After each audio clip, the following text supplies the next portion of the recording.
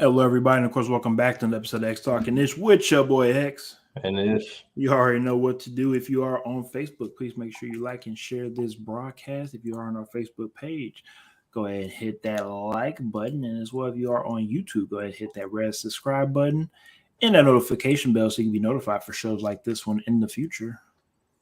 Ding. Thank you for that, Ish. And as well, if you are on Twitter, go ahead and check us out on Periscope, XtalknIsh. And as well, go ahead and check us out on my personal page, X_Williams81. Alrighty then, as always, thank y'all for tuning in for the divisional recap. And before we get to obviously the games, let's go ahead and get to our. We keep calling him a special guest, but at this point, we might as well call him, a family member, right? A next door neighbor, a guy that you have to go by and say, "Hey, sir, can I come over and drink a couple of beers with you because you're an award winner?" I'm not just saying, but I am just saying because this man here, Mr. KC from Just Another Football Show, is not just a podcaster, but this man is an award winning beer maker. So I just want to make sure I throw that out there because if you don't say it, KC, I must talk about your achievements out there in the beer world.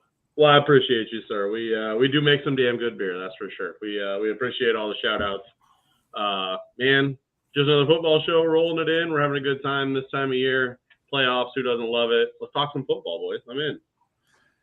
You guys already know what we do here. We preview, of course, the games on the weekends. We recap them on the Tuesdays here on XtalknIsh. We appreciate y'all for tuning in throughout the whole season. Of course, the season's pretty much wrapping up. We literally have only like 2 more real weeks of football. You have that little Pro Bowl flag football weekend, but nobody really counts that nor really cares. But from when it comes to the real football, we have, of course, this Sunday, and then a couple weeks after that, we have Super Bowl Sunday, and that'll be it for football. And since we have our chief guys here, we're of course going to start off with the first game that kicked off the divisional round last week, and that was the Jaguars versus the Chiefs. Now, even though the score indicates that the Chiefs only won by 7 points, I don't think the score really tells the tale of how this game panned out. Now, the Jaguars competed, and you could probably say, hey, the score is justified. It looks like that the Jags were close to winning, and they probably could have won that game. We could probably say that. But in reality, even with a hurt Patrick Mahomes, it's just still not enough to beat what is destined for the Chiefs to continue to do, which is continue to try to make this a dynasty type of run for what they've been able to achieve over the last 5 seasons. And for them to get back to another AFC Conference Championship game, it seems as though that it's a little bit of an entitlement. No disrespect to any of the Chiefs fans or anybody like that, but just it seems as though that ever since Patrick Mahomes has graced the Chief kingdom over there, it has been nothing but smiles and rainbows and sunshines. There have been times where things might have been a little gloomy, but for the most part, when you have Patrick Mahomes there in the backfield, it seems as though y'all gonna win more games than not. So I'll start off with my guy KC, since he is our guest, Ishmael. KC, the way this game played out, was it everything that you kind of expected, or not so much? And also, what was the overall your overall thoughts of the performance of the game as well? First and foremost, I think you got to give it up to Jacksonville, right? Like, that's a good young team. They're going to be good going forward. Everyone forgets they traded for Calvin Ridley, and that could be a thing that could even make this team a little bit better. So hats off to them. They played a really good game, good young team. That being said, I don't – and maybe it's, it's the entitlement or whatever, I suppose. I never really felt worried throughout most of this game, right? Like, the Mahomes injury happened, and that's probably the closest that we got. And even at that point in time, I think my concern was more next week than this week. I felt like Chad Henne could go in with a 2-score lead and at least maintain. That defense would have to step up, which they, sort of kind of did. They're getting pressure. They're doing these things. So I think that it went as well as can be expected. Kansas City's not in these games to blow out opponents. It's not what they're doing this year. They don't give a damn about what the spread is, especially at home when the points are big. They just don't care. They're out to win a game. Wins is wins is wins, and move on to next week. That's the goal, and that's what they did here. And as you can see with KC bringing up the spread, as you can see, the Chiefs were an 8.5-point favorite coming into this game and won only by 7. So again, and for the people out there that like to go and put a little money down, you know how that went. Other than that, though, KC, before I give it back to my guy Ish,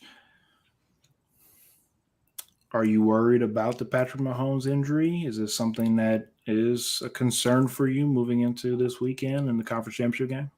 I mean, from the point that the whistle blew, my anxiety started for this weekend, man. Like I'm ready for Sunday to get here.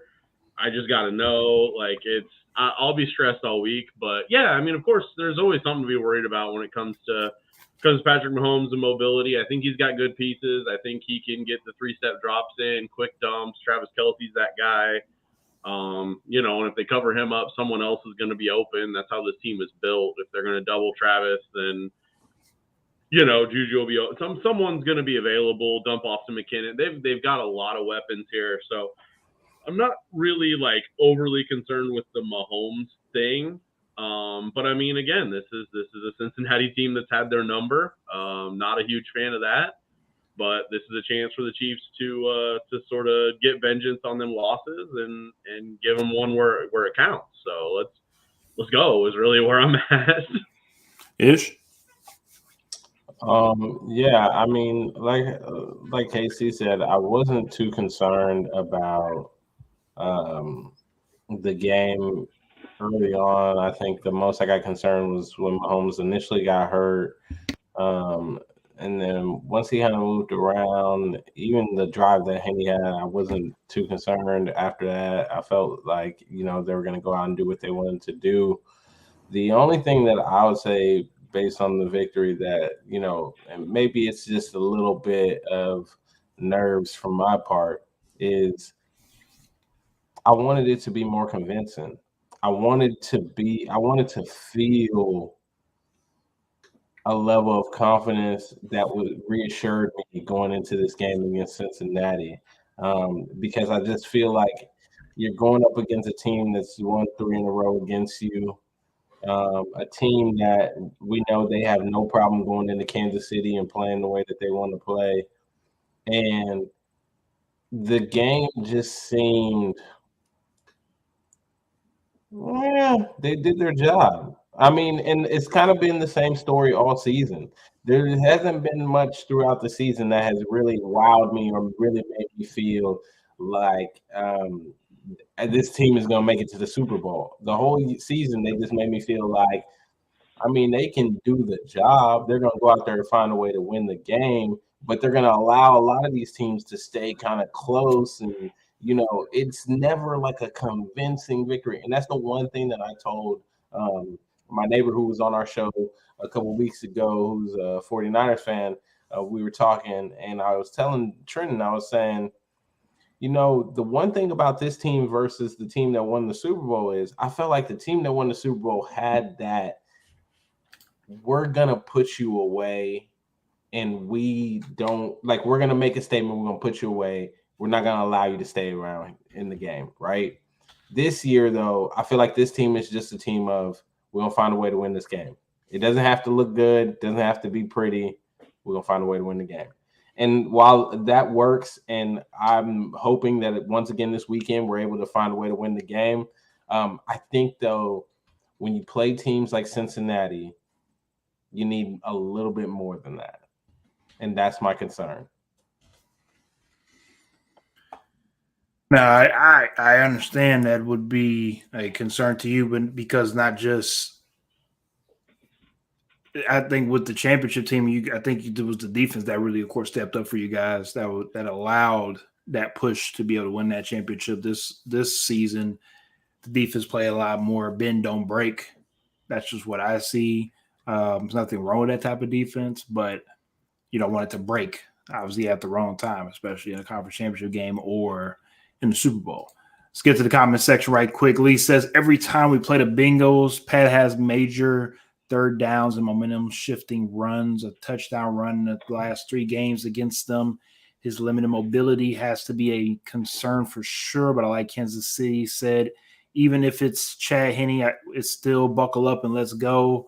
It was nice to see Frank Clark get some action in. Darren Poole says Mahomes won't finish the game since the defense will put pressure on him. Now, I definitely like that comment because I did talk to Lee about this issue over the past weekend. He seems a lot calm in this comment, but the way that he was texting me over the weekend, he was very concerned about his boy Mahomes. And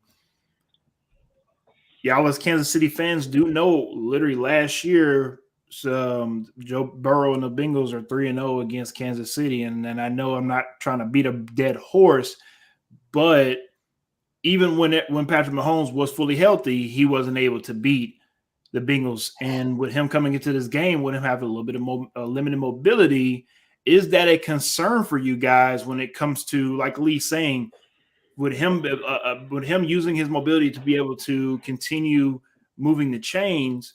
If he's not able to do that, is that something that will make this game? I mean, because we saw what this Bengals defense was able to do to Josh Allen at home in the snow, right? It wasn't just a game that happened with Kansas City over the past weekend where it started snowing, but it really didn't affect the game at all. That Buffalo game, it was pretty heavy snow. Cincinnati, even though they are used to playing in those conditions, not Buffalo conditions, right? And for them to go in there and get a win, they are confident. They've already been to Kansas City and been able to get wins in the past. So again, just throwing it back to you guys, not trying to set y'all up for failure right now. I'm not trying to be that guy, but I'm just wanting to get into y'all's heads and just figure out what are y'all thinking realistically going to this game, knowing who the Bengals are. I really feel as though that Joe Burrow don't care. Like, he's one of those guys where he's going into this knowing, like, I don't care about Patrick Mahomes in Kansas City crowd and all. Like, I'm that guy. So how do y'all feel about that? I think this is literally the first time in the last 5 years where y'all have an opponent, and besides last year, where y'all have an opponent coming in knowing that he's as good as Patrick Mahomes or even better. I mean, from my standpoint, that's not what I'm worried about. I think that this offense is different than the offense that they played last year. I think that the makeup and the build of this offense, the way that they go out and game plan and attack defenses, different than what they had last year. And even though they played earlier in the year, and Cincinnati was able to find the win, I think that the offense is going to be ready. They're going to have a game plan. That's one thing you got to believe in Andy Reid. My concern is more so this defense and whether Frank Clark, that defensive line, is able to get pressure and also stop the run so that this young secondary doesn't have all the pressure on them, because that is my concern in this game. My concern going into this game is the secondary. It has been the secondary. It will continue to be the secondary. If we are not able to get pressure, if the Cincinnati Bengals are able to come and control the line of scrimmage like they did against Buffalo, because let's be honest, we'll talk about it later on, that was the difference in the game. The difference in the game for Cincinnati and Buffalo was not, anything of as far as like getting pressure on Josh Allen and all this other stuff. The difference in that game was the offensive and defensive line of Cincinnati just dominated. They dominated that Buffalo team. And even with all the offensive linemen that they had injured, I mean, you got to think about it. The way that they ran the ball against Buffalo, if they're able to come into Kansas City, run the ball like that, if Joe Burrow is able to stay back there and have time and basically pick apart this young secondary, there will be problems in Kansas City. Like, that is my concern. My concern is not Patrick Mahomes. I know this offense. I know Andy Reid they're going to find a way to attack this Cincinnati defense. The concern has to be defensively. Can the defensive line do what they need to do to stop Cincinnati from running the ball and put pressure on Joe Burrow without having to blitz so that this secondary isn't getting picked apart? Let me get to the comment section right quick. Darren Poole says, as a Dolphins fan, if you think Henne can beat KC, the zombie outbreak will happen on Super Bowl Sunday. First of all, as a Michigan fan, we would not talk bad about Chad Henne. That's what we would not do, okay? Any Chad given Henne, Saturday or Sunday. Chad Henne brought me beautiful years at Michigan until Rich Rod took over, and we won't talk about that anymore. But anyways, 1777 memorabilia says this playoff games are going to be mindfuck. And he also says that's what I'm thinking. He also says I've learned that what happens last week has very little impact on next week. And I feel as though, I mean, that's literally every week, and especially in NFL. And honestly, especially this past season, every week there was some type of upset where it made you look at NFL and say, what is going on? I think that is going to go on for the next 2, 3, 4 seasons, just because of these NFL teams are just that much better than they were in the past. There are going to be games where an upset is going to happen literally every week. Darren Poole also says, since he looked like the home team more than overrated Buffalo every time they should, Josh Allen, he looked cold on the sideline. Yeah, we'll talk about Buffalo very soon. Don't worry about that. Let's go ahead and get into the Giants and the Eagles. And woo, what a game, right? And I'm not talking about that in a good way, as in a close, competitive game. I'm talking about, seems as though we talk about it a lot when it comes to it's hard to be a team 3 times in a year, but it seems as though the Eagles had no problems taking care of the New York Giants, and maybe that week off was what they needed to be able to make sure everybody is full and ready to go to make this playoff run, because they look like they are running on all cylinders. And even though you could say, oh, it's just the Giants, or you can say, the Eagles should have did that, or whatever you want to say, I don't think too many people saw a 31-point beat down against a team like the Giants that a lot of people feel as though is a team, I guess you could say, on the rise, just due to what they've been able to do this season at least, and they probably want to continue this success next season, and we'll see. It seems as though they want to continue to bring back the crew with Daniel Jones, Saquon. Of course, obviously Brian Daboll is going to be there, so they're going to be on the run it back tour. But for right now, obviously the Eagles took care of business, and we'll see you next season, New York. KC in the NFC are the the Philadelphia Eagles the team to beat right now? Obviously, the 49ers are the only team left in the NFC, but are they the dominant team in the NFC?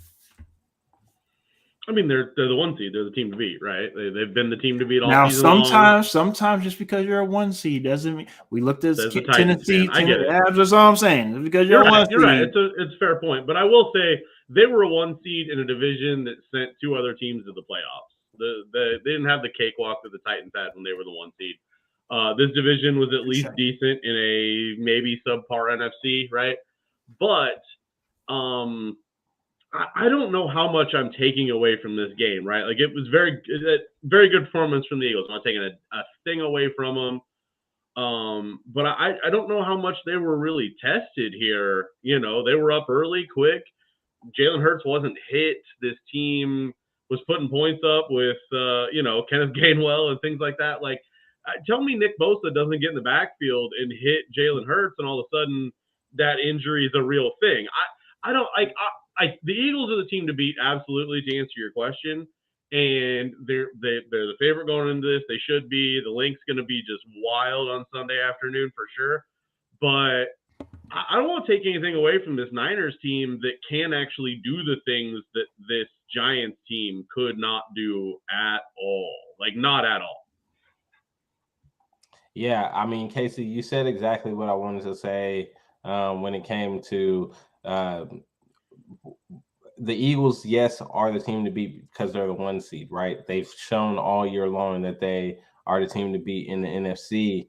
However, you got to take this with a grain of salt, because let's just talk about the difference between the Eagles and the Giants in this game. 1 sack to 5 sacks. I mean, that is a big, big difference there. 5-13 on third downs versus 10-14 on third downs. Like, there are things that New York was unable to do, that when you really think about this 49ers team and you think about their makeup and you think about the way they've played all year long, I just don't know that you can overlook this 49ers team. I think that going in, you're going to give the respect to the Eagles and say, hey, you've shown it all year. Until somebody is able to beat you, we're going to give you that props. But I am very much concerned for Philadelphia in this game. I don't know that Jalen Hurts is 100%. He didn't get tested enough for me to know that. I don't know that they're going to be able to get the level of pressure on Brock Purdy that they were able to get on Daniel Jones, considering that Kyle Shanahan knows how to game plan for these teams. And just like we talked about the Chiefs having so many weapons and being able to move people around and attack you in so many different facets of the game, San Francisco can do the same thing. So this is not going to be a walk in the park for Philly at all. They're going to be tested more so than they were tested this past week, probably the most that they'll be tested all season, because this San Francisco offense, it's a different offense than what people were seeing earlier in the season, right? Even after a couple weeks after they got Christian McCaffrey, this offense is totally different than what they were during the season. And this defense all season have proven they deserve that number one position, and the adjustments that they make at halftime, my goodness. I am excited for this game. You said, X, last week that the winner of that Cowboys 49ers game was going to be a Super Bowl champion. Yeah, I could see it.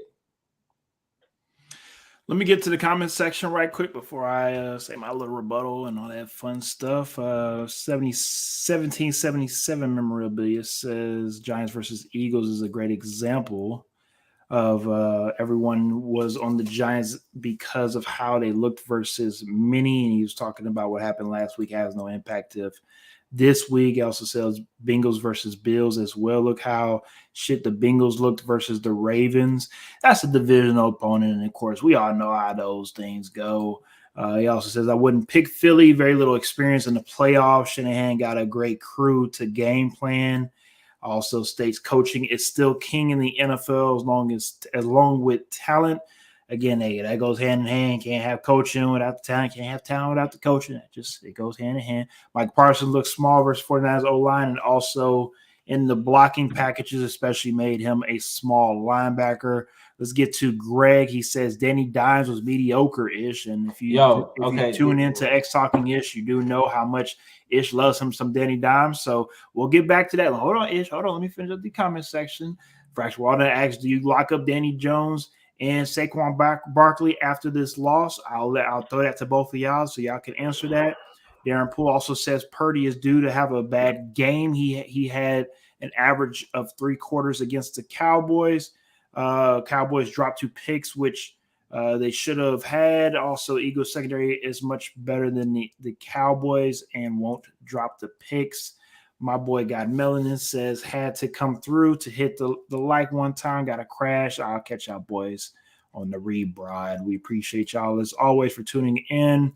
So let's get back to the first one. Greg talks about Ish's boy Danny Dimes. You want to rebuttal right quick, Ish? Yeah, I'll go ahead and rebuttal. I mean, yeah, it's easy to look mediocre against a really good team when you don't have the weapons. Let's just talk about it, okay? You can't have Danny Dimes being the go-to playmaker for this team. We talked about it going into the game. I told you, the Giants have not played the NFC East well all season long. There's a reason for that, because the defenses in the NFC East and how they played against the New York Giants, they were setting it up to make Daniel Dimes into the star player. And Danny Dimes, let's be honest, while he is the star player of the New York Giants, he is not meant to carry the team. We need a little more from Saquon. We need wide receivers. They don't actually have any real wide receivers out there that are making any impact at all. So they are. They play for Kansas City. Okay. Well, yeah, they play for Kansas City now. So when you're trying to make Danny Dimes create and do all of the things, you're going to have a game like this, and that is exactly what happened. All right, and follow it up with this one, sir. Yeah, you lock up Danny Dimes. You go out and you get him some weapons. Go get him weapons. You got to get it. But I will say this. Saquon is the priority, because if you don't get Saquon back, I don't know what you're going to do. You can shake your head all you want to, KC. We already seen what happens when Danny Jones doesn't have Saquon Barkley there. It's going to be a nightmare. That's fine. You don't sign running backs. You don't sign running backs. That's all there is to it nowadays. It's just not a thing. There's kids. There's enough kids in the draft. Go get somebody. I get Saquon was a game changer. He was on every single one of my fantasy teams. He was undervalued this year, and he really showed out. But man, unless he wants to take a team-friendly deal, in today's NFL, you have to get him on a team-friendly deal. Is he going to do that? Because it depends on what he's willing to do. Because signing a running back to big money, ask X. It's not worth it. But who's going to sign Derrick him Henry for big is money the in only the league? potential exception to prove the rule, and that's a question mark right now. Yeah. You don't pay running backs in the NFL. You can go out and get an Isaiah Pacheco in the 7th round. Like, why? What are we doing? Running backs are a dime but a who's dozen. going to sign him for big money? I don't think anyone in the league signing Saquon Then he for can big come money. back and take so a little he's going money. back to the Giants on a friendly deal. Discount. We'll see. Someone's stupid. The NFL franchises are dumb. I'm happy Lee brought this comment because I did read this earlier, and I'm happy he said this. He said Saquon did decline $12 million today. He won 16 like CMC, and that's what his agent. And now here's the thing about it. I understand why he might want 16 because let's be real, CMC ass might not deserve 16 because of how his ass be on the bench half the time because he hurt. In the most recent this past season, he's been healthy for the most part. I think he missed maybe a game just due to a little nicky injury here and there. But Saquon, you got to prove to everybody that you're able to play a full season. I think this was the first time where he was able to actually be healthy for more than 15 games. And I agree with everybody saying when it comes to you got to at least minimum take the team deal.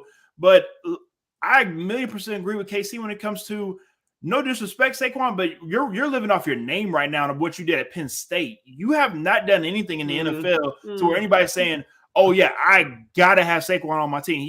Don't get me wrong. You're still electrifying. You're still a good player, but Saquon is still replaceable, and that's just my opinion. Saquon is replaceable. He's Saquon plus wherever else you can spend your money is the replaceable thing. They got no wide receivers. We just talked about this. I mean, man, look at the receiving stats from the game this weekend. Man, it's sad. Not even from the game, from the season. It's just horrible. Oh my! Well, that guy's hurt. I mean, I do think that someone like Wan'Dale Robinson can be a good wide receiver there if he can stay healthy. But yeah, they got to go out and get pieces. And if they're paying a premium to a running back, cool. Right now, Giants fans are absolutely happy to have went from 4 wins to the divisional round. Like, it's great. It's all gravy right now for them. But that ain't going to live very long, especially in New York. So they got to figure something out. They got to get some wide receivers. If he's willing to come in and take a team-friendly deal, then yeah, I'd absolutely bring him back. But my focus right now is getting Danny Dimes on like a 2-year deal. I ain't giving him a long-term deal. Like give him like 2 years. Maybe see if Saquon wants to come back on a good deal. See if you can go get some running back or some wide receiver depth and see what you can do. But man, paying those guys long term, I think you saw the real Danny Dimes on the game this weekend. No, that's not the real Danny Dimes. They don't get to play the terrible Vikings defense every week. That's the thing. That's not the real. Not in that Dimes. NFC East at least. He needs some help. He does need help. That's true. Darren Poole says Barkley better not take a hometown. Man, he better take that hometown He also deal. says you give Daniel his money. Look at what Brian Dolphins out here handing out money, Darren. 1 year. He also says, "Are you kidding? Christian McCaffrey stayed hurt in Carolina. He got his money. I know because he screwed me in fantasy every year." And I agree. I don't think Christian McCaffrey deserves the money. But look, I'm not the owners out here giving us. He does now. Cash. He does right now. Right now, we talk about right now though. We're talking about. But this is what got that deal 3 years ago. Can I say this? The Niners didn't give him that. There's a big difference. He did. I know Carolina. I know who gave him the deal. The point is Carolina's silly for doing it in the first place. Because in Carolina, he was the end all be all. In San Francisco, he's going to get a lot of help. He's going to get a lot of rest in game. We've seen it already. He deserves the money now because he's going to be able to make it through the season. Fracture One also says D-Hop to the Giants. Hell no. I don't think so either. The two teams not that coming to are the on the series. radar so far, from what I've seen, are the Ravens and the Patriots, which Please I not the honestly Ravens. don't. Ain't no wide receiver worth his Please ass not going to the the Ravens if But Lamar's that's the my quarterback. thing. I don't really see him going to either or because of the relationship or lack of there is with Bill O'Brien, and we just saw Bill Take O'Brien, a of course. discount, playing Kansas City. It's fine. Figure it out. See, that's just again the rich just continue to keep getting richer. That just Trade doesn't off make any Sky sense. Moore. We'll get D-Hop. Oh yeah, please trade Oh, Sky Lord. Moore. Get Greg rid of said him. You can trade Miko too. Greg Well, says be Miko ain't accountable-ish. Greg says be accountable-ish. He sucks. I still love you dearly. Right. Y'all gonna see Danny when he gets help next year. Y'all gonna see the real Danny Dimes. Super Bowl next year for the Giants. All right. Please don't state that on this show. Don't state that. You don't believe that. Super Bowl next year for the Giants. You don't even believe that. All right, they're going. Darren Poole does says you can't just easily replace Saquon production with just any back. Yeah, I'm gonna go draft Bijan. Look, I don't even need Bijan. There are so many running backs that are coming out this year that you look. I'm gonna be the first one saying. Everybody can hate me for saying this, but I really don't understand the Saquon fascination and why. I don't know. Is it because of the thighs? Is it because we just never seen somebody with such strong thighs before? He had a is because really he can. Good year Is because he can man. jump. He led my fantasy team. Like good. I don't like. Don't get me wrong. Like he had a bounce back season this year. Like he really did have a bounce back season. But can he continue this? That's the real question: is can he do this for another minimum 4 years? Right? That I think that is what everybody is trying to figure out from him. The answer is no, but the answer is no for 98% of running backs, which is why you don't sign a running back to a long-term deal. You move on and draft a guy. Well, good thing we're talking about quarterbacks in this game because the only team really that has two legit running backs is the Bengals, not so much the Bills. But it doesn't matter who the Bills had in this game. It seems as though it would not have been enough to take down the power cats we call the Bengals. So with that being said, my Chiefs guys, this is, of course, the team y'all will be playing against in the AFC Conference Championship game. You see the Bengals yet once again. Are y'all surprised at the result, or is this expected just due to who Joe Burrow and the rest of this team is? Let me hear what you got. Expected is probably a strong term, right? Like I picked the Bengals to win this game. I bet the Bengals to win this game. I made some money off the Bengals to win this game. This is the most embarrassing loss of the weekend. I saw the Giants game. I watched the Cowboys and that whatever play they ran. I'm sure we'll talk about that. This is the most embarrassing loss of the weekend. This team was out of it from that Jamar Chase touchdown from the jump. The Bills were just done. And this, no one wants to talk about it, but it's the exact same sort of game flow that we saw in that Monday night game. I think that game was done too. I think everything. I don't know, man. This Bengals team is for real. They are very good for a multitude of reasons. Joe Burrow is a very good quarterback. This Bills team, we talked about it on my podcast tonight. It drops tomorrow. I got questions about the window for this Bills team. Josh Allen's contract money doubled next season. They got guys to pay. They brought in someone like Von Miller for specific reasons of winning a game like this. I know he wasn't there. Maybe take a page out of the NBA's book and some load management. Get these guys. You're out there killing teams during the regular season. They don't need to be out there the whole time. We gotta get them stats up, baby. But this Bills, I get it. You're building in those stats to contracts, things like that. I get it, but I don't know. I'm not surprised that the Bengals won. I'm kind of surprised in the fashion that they won. I thought this was going to be a close-ish game. I thought it was going to be a good game. This game wasn't good. It was a bad game, and the Bills they gave it away. It was a bad performance by the Buffalo Bills. First of all, I don't know why Ish is even shaking his head because Ish, you picked the Bills to win this game. So why are you over here shaking your head like, oh, I'm not surprised at all by the way this game? I'm not surprised by it. Pick the Bills. I picked the Bills just to pick the Bills. I didn't even pick the Bills because I thought they were going to win. What are you talking about? I just picked the Bills. Last week when you got all the picks right, you was over here talking about, look, I went undefeated. Now I went undefeated. Around, you just like, okay, but of it's course, all good. I'm just picking just to pick. This the one that dropped the ball. And hey, this is the thing. Yeah, I picked the Bills, but a whole week going into the game, I already told you what was going to happen. I already told you. And you know what's going to happen in this game? Because the King Troll himself after the game was out there smoking on the Bills pack in the locker room, Mr. Eli Apple. Yes, and Eli Apple is he is what this Bills team is. They are trolls, okay? They want to come out here and just troll the damn league, okay? They just like to go into people's stadiums and just go troll them. Just go beat them. Just go beat them. And then after the fact, they're going to be smoking on the pack and be looking at everybody like, Y'all thought, man, look at what Joe Burrow said. What did he say after they won? Yeah, y'all going to have to give out all them refunds. I mean, I told you going in, they are this young team that really, they just do not care, okay? They don't care who they're playing, where they're playing. They are going to go out there, and they just got that swag about them that they're going to go and ball out. I knew it was going to happen. You know why, Josh Allen? He's just not made that way. He's not Joe Cool. He's not made to go ahead. I have a question. I have a question for everybody.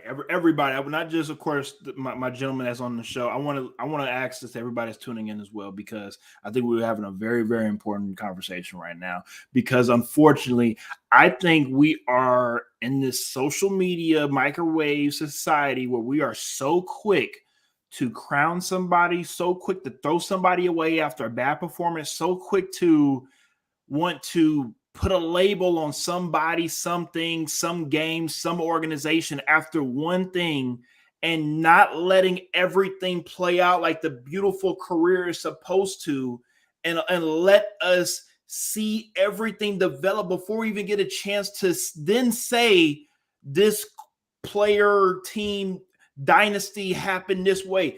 And I'm not going to use Geno Smith as an example, but just, again, a guy like Geno Smith, we thought he was going to be done with after the Jet situation, and he has an opportunity this past season to redeem himself just after 1 year. We don't know if it's going to continue on, but he redeemed himself, right? We have guys throwing away like a Justin Herbert and say, oh, he ain't going to be any good. Josh Allen, oh, he's not going to be any good. Well, let's just go ahead and send Joe Burrow as the best quarterback past Patrick Mahomes, because of what he's been. Yeah, there's people out here putting him as QB1 right now. I don't know if I'm putting him I'm just saying. Patrick Mahomes, but yeah, he up there in the conversation with Pat. He is, but we are very quick to have this clickbait society type of thing to where we're not letting these guys play these things out. Because next year, if Justin Herbert's in a conference championship game or a Super Bowl, we're going to want to put him get past the hell whoever. Out of here with that damn Justin Herbert nonsense. I'm just saying, I don't think so. I don't think so. I don't think so, Ish. I'm just next thing you're going to tell me Kirk Cousins going to win the MVP and be a Super Bowl champion.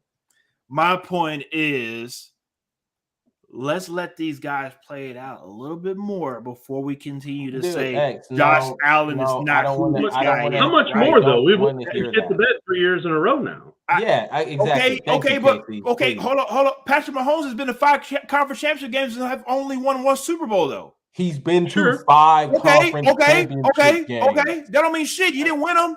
You didn't win a Super Bowl. Okay, you didn't win a Super Bowl. Who gives a damn if you go to an appearance of a conference championship game? Who cares? Go win the whole thing. Can I ask you a question, though? You did pre-recording, but okay. Let me ask you this question. Those 5 conference championship games that he's made it to, right? The ones that he's lost, are you saying that Patrick Mahomes lost those games? Did Patrick Mahomes have a bad enough game that you looked at Patrick Mahomes and you said, you know what? Maybe this guy isn't who we thought he was. No. It's football. No, he's gone to everyone. Sometimes that he knows how to ball out. Right? Go Patrick Mahomes' way because he's in the defense. No. Sometimes Josh things go Allen his way because Chad Henne comes in and saves the day for Patrick Mahomes. We can't go out here and continue to write the script that Patrick Mahomes is the Lord and Savior for Kansas City Chiefs. Okay, relax. I didn't say he was. Relax. What I said is he didn't play poor enough for you to say I understand, Maybe he's and not I respect that guy. that. You're But not Josh wrong Allen, for saying he that. played poor enough that we can say he's not that guy. He played poor enough at home. Why? He got spanked at But home. we've had guys like a Brady and Peyton Manning and Ben I ain't never Roethlisberger who seen it. had bad performances. No, I never seen where it. they've been able to redeem themselves. No, never seen it. And win a Super Bowl or go back to another conference championship game. I never seen it. Okay. You getting Not old at on me. home. You getting old on me because you acting like the old man that my generation is better than this generation. These boys out here don't know how to play no football. Man. Okay. I ain't never seen it in my life. Let's get to Lee. He says super embarrassing, and that Stephon Diggs embarrassment was a cherry on top. And we'll get to that in a second because Lee and I agree to disagree on that whole situation, and I'll talk about that in a second. Greg says, if you guys were the GM of the Bills, what do you do next? It was literally Super Bowl or bust this year, according to their standards. And let's be real, do the Bills really have standards of Super Bowls? Let's relax on that one. I mean, their standard is getting to a Super Bowl and losing, but that's another conversation for another day. Darren Poole says the Bills are overrated. Josh Allen losing. Brian Dable was critical. He turned back into a reject Brett Favre. Oh Lord, there's a lot of speaking of gunslinger, a lot of shots. Let's not forget he's a Dolphins fan. I understand that, but with that being said, you might be right because the way Josh Allen put 50 on them boys, yeah. Gunslinger turnover machine. I understand that, but yes. Fracture One also said Joe Cool passes Mahomes if he beats him this weekend and wins the Super Bowl. That would be 2 Super Bowls and 1 win in the first 2 years of his career, in my opinion. Yep, I can see it. I don't have a problem with that. Yeah. Again, look, the NFL is getting very, very spicy. And I think the NFL is going to be in great hands whenever Brady retires in the next 200-300 more years. I don't know exactly when that will happen, but Brady's immortal, so I think we'll see him in probably Super Bowl 314, and hopefully he'll be able to get his 115th ring after that. Other than that, let's get back to this comment, and I'll finish it off with Lee. If you guys are the GM, what are you guys doing with the Bills? Start for KC. Like you said, I think we are quick to to dump teams. My problem with the Bills is their upcoming cap situation, right? Like I said, Josh Allen's cap number is going to double. Yeah, the cap will probably go up, right? So that offsets a little bit. It's the thing we never talk about when we talk about quarterback contracts is it goes down and down and down as the cap gets bigger. Sure. But this team's got to figure out the running game. This team, I said it from the draft, there is absolutely no reason at all that they shouldn't have drafted a running back early, a good one, committed to the run, got Josh Allen out of the running lane because, I mean, we did and didn't see it. We're going to find out in the next few days, right, whether it's super true or not that Josh Allen's dealing with a multitude of injuries, right? That's he's going to turn into Andrew Luck real quick. Yeah, my ankle hurts. This hurts. Mind you, guys, they could have just went out and drafted Breece Hall. How great would this Bills team have looked if they had done what I said all offseason before the draft and drafted Breece Hall? It's the one thing I didn't want them to do, and they didn't do it. There was a lot of chatter during the season that trying to get Christian McCaffrey traded up there one way or another. There was a lot of talk of that, just didn't manifest. I mean, they could do a lot. It just really depends on their cap situation. If Josh Allen's willing to work with that contract, there's a lot that could be done here. I'm not throwing the Bills away. Bills are probably still going to win this division. Like, who's the quarterback for the Dolphins next year? We don't know. Is Tua coming back? I ain't buying it. Tua's going to play half the games, and then, the other half, he's going to have a concussion. Do you bring back, like, Fitzpatrick or something? What are we going to do? I think Fitzpatrick is fine with his TV gig. You ain't lying. I don't know. I think this team will still be playing in the division round next year. We are quick to overreact. X, you mentioned that. I think it's true. I think we're also quick to overreact to the Bengals being crowned the next greatest thing. But we were doing that with the Chiefs, which don't get me wrong, they are, but you got to be a dynasty. You got to win 2. You got to at least start off with winning. You can't be a dynasty with winning 1. And again, you can get to 10 conference championship games in a row if you only win 1 Super Bowl out of those 10. I mean, it doesn't. It's the LeBron thing. Getting to 4 Super Bowls to all those conference championship games or getting to all those finals if you're not winning them, we're looking at you differently. That's all I'm saying. I mean, it's fair to say that like you can't be a dynasty until you win 2. Sure, that's fine. I mean, I would say this.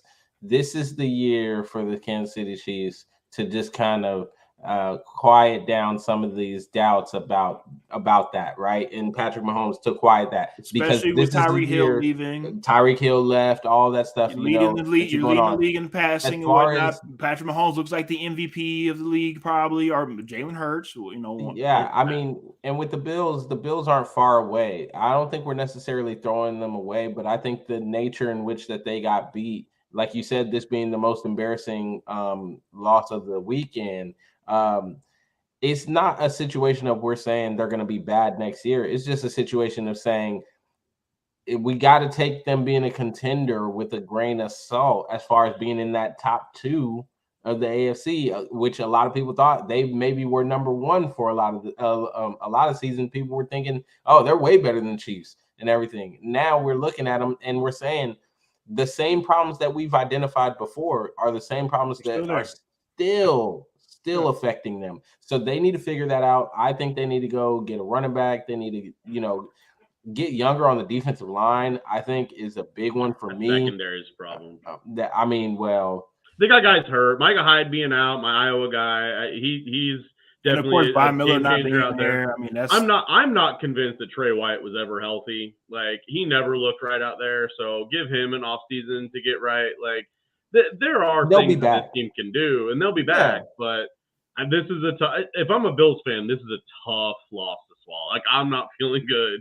I'm not watching any more football this season. Fractualness says, hoping the Giants let go of Barkley and sign him. They need a running game. Allen can't be the only one doing anything. Lee also says this free agent running back class is absurd.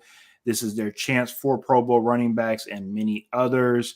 And getting back to that Lee comment, so there was a quote-unquote incident that happened after the game where Stephon Diggs, of course, could have been different. Reports stated that he pretty much walked out of the stadium after the game. I just want to make sure we get all the facts right. I want to make sure that I don't miss anything, but I could have sworn that I heard it was after the game, correct, everybody? And everybody just headed to the locker room, right? And he just, got dressed and dipped, right? And then they brought him back, and then he dipped again. Okay. So with that being said,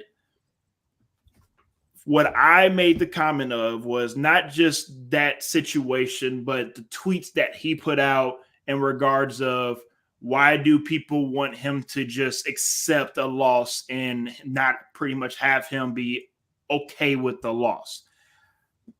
I honestly don't think him walking out of the stadium is that harmful in the locker room or puts him in a realm of being a bad person. I think that's just emotions getting the best out of somebody, especially a big game. We just talked about how expectations for this Bills team was at least make it to a Super Bowl. When you come up short, you're pissed off. I mean, look, I'm not making any excuses for Stephon Diggs, but this is the same guy we just celebrated, 5 years ago for throwing his helmet after scoring a game-winning touchdown, the Minnesota Miracle. And we were just for that, by the way. Probably should have, but guess what? It wouldn't have mattered anyway because they still won the games. My point is that we can't be DJ Moore about that. We can't love him for showing emotion one time and then wanting to have pitchforks and torches when when the season is over. The season is literally over, and you're mad at him for walking out of the state because he probably don't want to hear nobody, it's all right, Stephon, maybe next year we could get him. Nobody want to hear that crap. Nobody want to hear that. So, again, if I'm a bad person for agreeing with what Stephon Diggs did, either walking out or the tweets that he made or whatever it is, then I'm not apologizing. I'm letting you know right now. I don't give a damn. Because at the end of the day, Stephon Diggs knows exactly the same thing that we're talking about with this with this Bills window. It might have been closed. This might have been the season to where if they won, they might be able to reload for next season and the season to come. But like Casey is saying, the cap, just how long will Josh Allen hold up? Just the way that he puts his body through all that danger. Will you get running backs in there? How long will that defense hold up? Because the secondary, Poyer as well too. How much longer does he have left?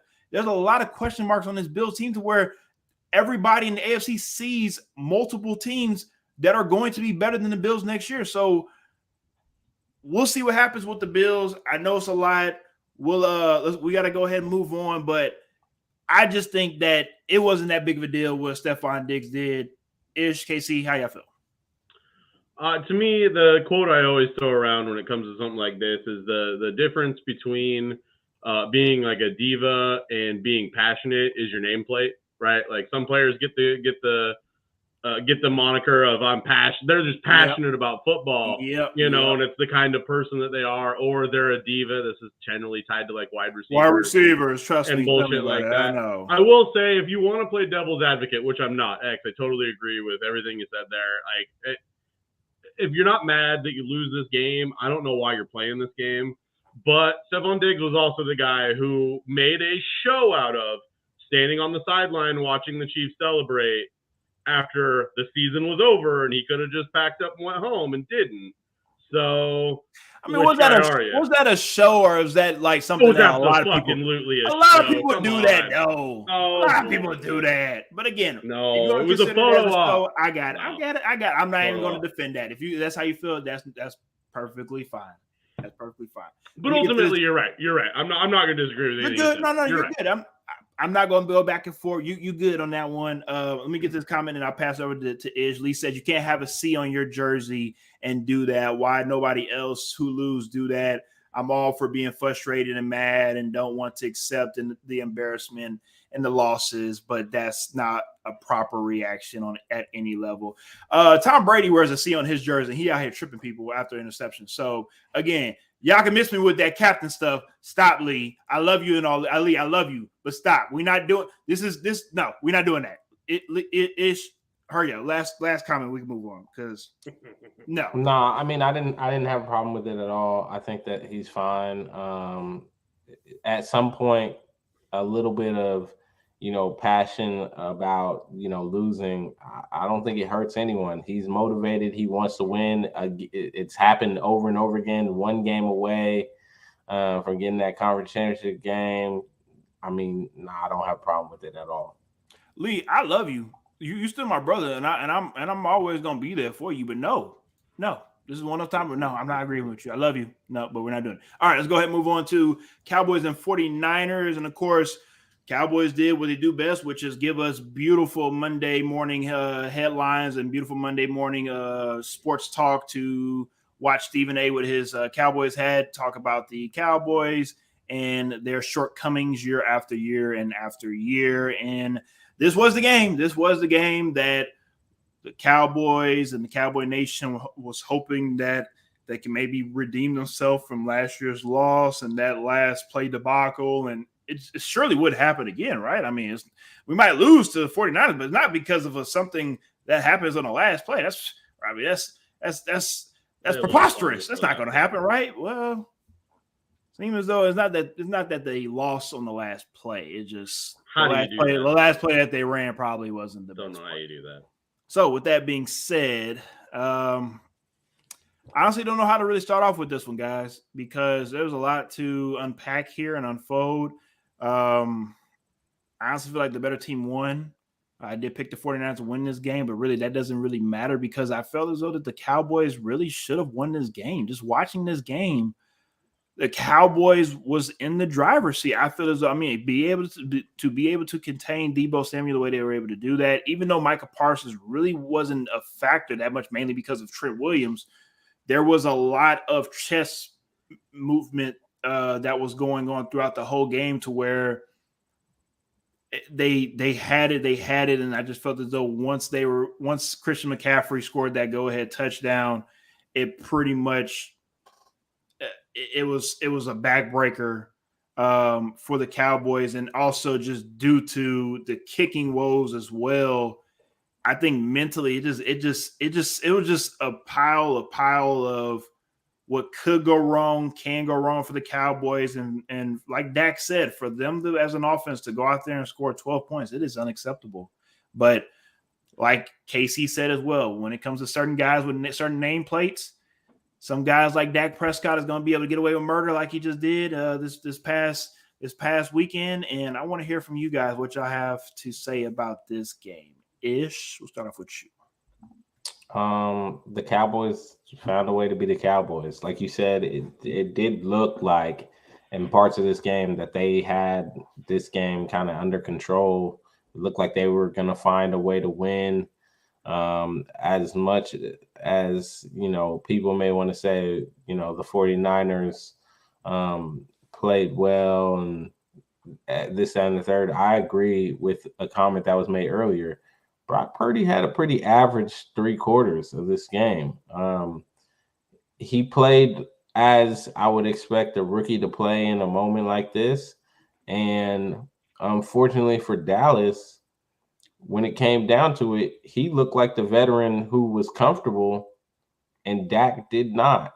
Dak did not look like he was he looked like the moment was too big for him, if I'm just being honest. And some of that may be accounted to Tony Pollard getting hurt and having to lean more on Zeke because of the 2 backs in the backfield. Tony Pollard was the better back all year long. Mm-hmm. So some people may account to that. But I just think that for me overall, Dallas just proved that they just weren't ready for this moment. San Francisco made the adjustments when they needed to make the adjustments. They found a way to win the game. And at what point do we just, call it for Dak and just say, go get someone else? I don't know. It's a tough one to say because he's not bad. But if you're wanting to win a Super Bowl, I don't know that he's that guy. Now, I'm happy you say that because I want to segue everything to KC right quick, especially with the comment that Fresh Water puts up. Pollard going down was killer to them. Zeke is done with the Cowboys. Like KC said, you don't pay running backs anymore. Drop and reload. There is always a hungry kid in the He draft. said he'll take a pay cut. Yes, and I was thank you. I was going to get to that. He also says Kyle did what me and Ish wanted, didn't get cute, called a good game for his rookie. In this situation, what are you going to do if you are Jerry Jones, KC? Are we keeping Zeke, or are we keeping the bunch together? Or are we letting him go? And also as well, like Ish, I was going to say with Ish talking about Dak, pretty much looking like middle of the road Dak. Do you try and go out and go get an Aaron Rodgers? Do you try and maybe push for a Tom Brady and try to capitalize on this Super Bowl window? Because you have a top defense, you have some weapons, you just need a quarterback that can get you there. Do you go out and you'll make that move that it seems though maybe majority of Cowboy fan base might want? So here's the thing that I don't know. It gets talked about or it doesn't all the time. The most criticized position of all sports is the Dallas Cowboys quarterback. Point blank period. That's it. It's like center fielder for the Yankees, quarterback of the Dallas Cowboys. It doesn't matter if the Cowboys are winning or losing or what it is. He is going to get the most criticism, and it doesn't matter. Is he a mediocre quarterback? Yeah, sure. Compare his numbers to Kirk Cousins. He's Kirk Cousins. It's fine. I'd actually maybe kind of rather have Kirk Cousins. They're not that different. Yes. Look at the statistically. Yes. They're not that different. I agree. Now the problem is the contract that Dak has coming up really makes it next to impossible for them to do anything. I mean, he's $49 million on the cap next year. That's $10 million more dollars than Josh Allen is on their cap. What are you going to do? You can't go sign either of these running backs to big money. Not that you should, but they're not going to be able to, right? Zeke's a whole different thing. They got to cut and then figure out a thing. They're going to have to bring someone in for a low amount of money. I don't know who's trading you and taking that contract off your hands either. Like maybe a team who believes he's better would be better under a lesser spotlight, but that eliminates what, like the Jets, because the Jets are also a big spotlight in New York. Plenty of teams are a mediocre quarterback away from at least doing the thing the Giants did this year, right? And getting into the playoffs, maybe winning a game, making their fans happy for a year. But ultimately, I don't know what Dallas can do to remedy the situation they find themselves in. And they're going into a division that's not bad, right? The Giants are getting better. We'll see what they decide to do. We had that conversation. Eagles are good, and they're probably not getting any worse. And we see the Commanders on the come up. Like, I don't know, man. What can you do with that albatross of a contract that you signed him to? You know, with Pollard going down, Pollard's probably your best offensive piece. I know some people will tell you that CeeDee Lamb is. That's fine. Pollard's probably going to touch the ball more often than CeeDee is. The only reason I say that, you know, maybe they could have used an Amari Cooper, but turns out with that Dak contract, they couldn't keep Amari Cooper around. They had to get rid of him and bring in a T.Y. Hilton, a poor man's Amari Cooper, right? Like, they just didn't make the right moves. And I think this team's going to find themselves in a hole for a while before they can fix it. Because like I said, everyone can say all they want, trade Dak. No one's taking that $50 million contract next year. Like, give me Rodgers over. If you're going to trade for a $50 million quarterback, give me Rodgers. Like, that's all. That's the only reason why I brought up because like of the similar contract. That's the only reason why. You're looking at potentially making that deal, right? If I'm Vegas and I can spend that money, let's reunite Rodgers with Adams, see what happens, see if they can make another run at it. Yeah. If I'm the Jets, you know, same. I'd rather spend it on. I don't know, man. I don't know that this is fixable, and I think that's the biggest problem. Is I don't know that it is. This team's probably going to hit a cap problem, and you're going to see a dip in their record, and they're going to go on the downslide for a couple seasons until they can figure it out. If I really had to bet on it. Lee says Zeke pay cut, Pollard a free agent, and the versatility he brings, he's going to get a bag, whether it's in Dallas or somewhere else.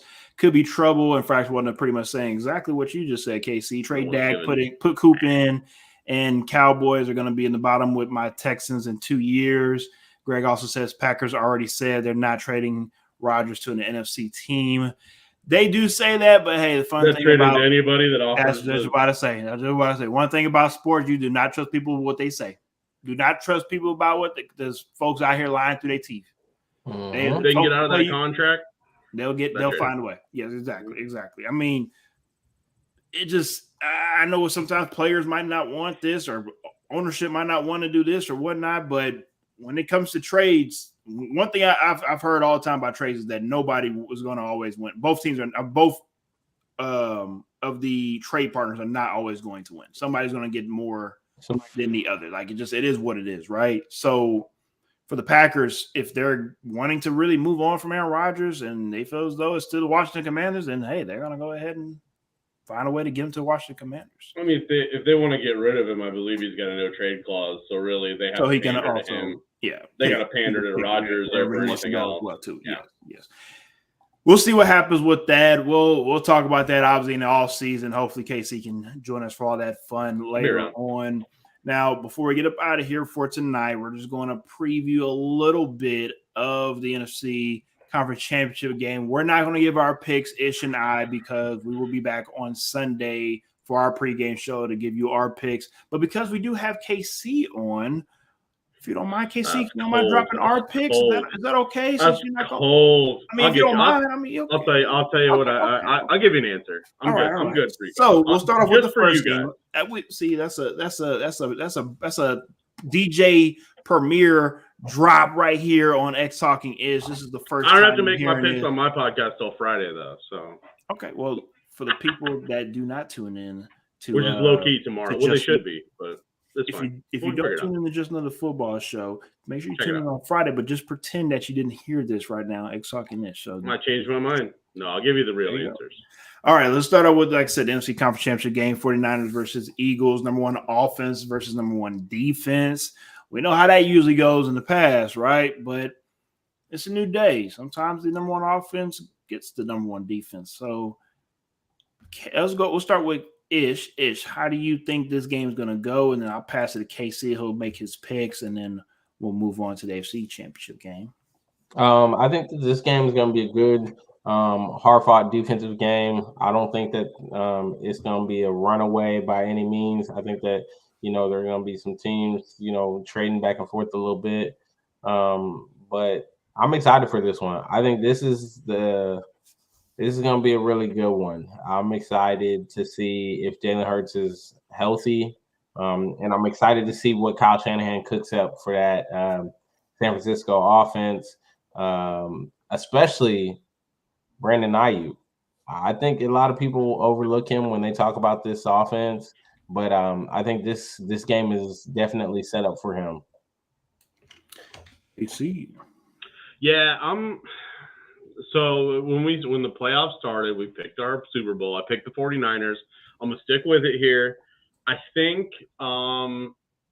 it's just a small ball situation, right? We've seen the Eagles, we talked number one offense, number one defense, but I mean the Eagles defense has got to rank up there pretty high too, right? Like I don't know the exact number, but it's got to be up there. Defense has played pretty good all season long.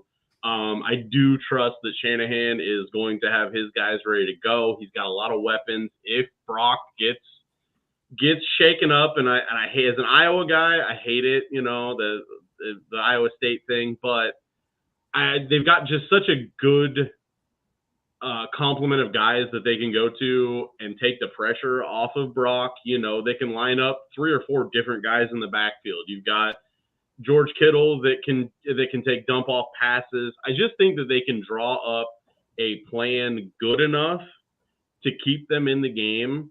And give me the San Francisco defense. I think they're going to get back there. I think they're going to sort of rattle Hurts. I think they might, I don't want to say eliminate this run game, but they're going to limit it down to, manageable. Give me a close game. I'm taking the Niners, though. Taking the Niners. You heard it here first. KC is going with the Niners. Fracture One says 15-17 Eagles. What an ugly score. And they win on a safety bucket. That's gross. I don't know if I want to book that, man. If you win a game like that, 17-15 on a win on a safety, that's some ugly, sloppy football right there. Put that score into sportsbook. You ain't lying on that money. One. Yeah, get a safety and the under. Yeah, you get some money. Yeah. All right, let's go ahead and move on to the AFC Conference Championship game. Of course, Bengals versus the Chiefs in Kansas City. Let's do the same thing once over again. It started off first. We'll swing it over to KC. Yeah, it's all about redemption for Kansas City. This is the game. Let's be honest. None of them said who they wanted, but at the end of the day, they all wanted Cincinnati. 3 games in a row, you can't have it. You got to find a way to win this game. You can't have 4 games in a row. I definitely think Cincinnati finds a way to win this game. They've surpassed Kansas City, and it'll be something to see if Cincinnati comes in and wins this game again in Kansas City. There may be the excuse of Patrick Mahomes. How healthy is he going to be for this game? Of course, Patrick Mahomes don't get called out for nothing. That's the golden child. That's the sidearm slinger. We're gonna see. That's the TikTok. What Cincinnati cooks up. Come on. How are they going to try to pressure him with that? He's been quiet all year. Calm down. Hey, that's why he's been playing this well. It's correlation. You see, wifey has been quiet. You see, wifey hasn't been talking too much this season too. Patrick Mahomes said, "Hey, you need to sit your ass down over there." All right. We see what happens when he put the family in check. He can go out there and ball again. I think he did tell them both to calm it down. You ain't wrong about all that. Casey, what you got? Man, so everyone wants to talk about Mahomes, and obviously that's the big talking point, right? With the ankle, and is he going to be able to lead this offense? We assume kind of if this game's going to go the Chiefs' way, a little bit of a shootout. I'm going to agree with some stuff that X said earlier in the show. It's the Chiefs' defense. We really need to see the Chiefs' defense show up here. We need to see Chris Jones and Frank Clark and Karlaftis getting in the backfield, bothering Burrow, making him make bad decisions, and then maybe some guys on the back end capitalizing off that. Give me McDuffie, give me Justin Reed back there, maybe an interception somewhere, to sort of turn the game around, make some things happen, because I do think the talking point at the end of the game is going to be, well, Mahomes didn't look like Mahomes out there.